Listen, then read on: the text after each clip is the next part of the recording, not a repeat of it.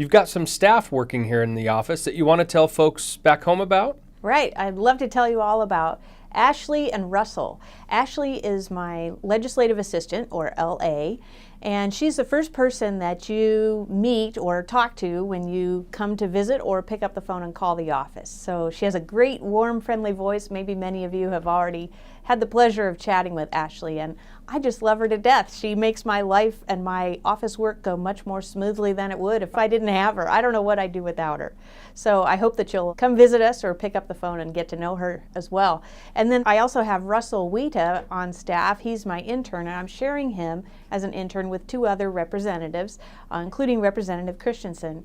And what he does is sometimes he kind of pinch hits for Ashley. So if she's on another legislative related duty, then he'll come in and answer the phones and things like that. Or I can have him take a blue sheet over and put it in the hopper to get a bill started in the process and things like that. So he's very helpful to have around.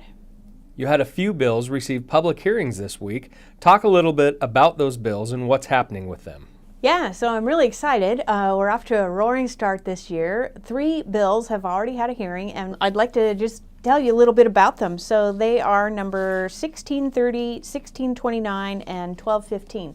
And they all address the same problem. And they each have similar language, but one of them affects the Shoreline Management Act, one affects the Growth Management Act, and the third one affects both of them. So let me just read what the new language would be if these bills pass. They would say, land designated agricultural under this chapter shall not be converted to wetland or fish habitat and not subjected to tidal inundation. So basically, I've been trying to explain to people, look, everybody knows that when you pave over agricultural land and put asphalt down, it's ruined. You can't get it back. Well, the same thing happens with salt water. There are very few crops that can be grown on land that was ruined by salt water. So why are we letting in Snohomish County 400 acres be flooded by salt water? It just doesn't make any sense when we need those acres to be able to produce food for all the people in Washington State. And as you know, we ship goods all around the world. What's another bill you've introduced this session?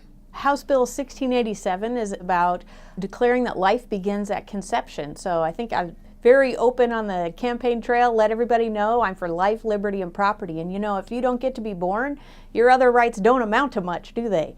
So this bill basically says that life begins at conception. We know now that you've got a beating heart at 21 days, and most mothers don't even know that they're pregnant yet at that time. So this bill just makes it clear that once conception has started at the very beginning, that is when you have a human life growing inside of you.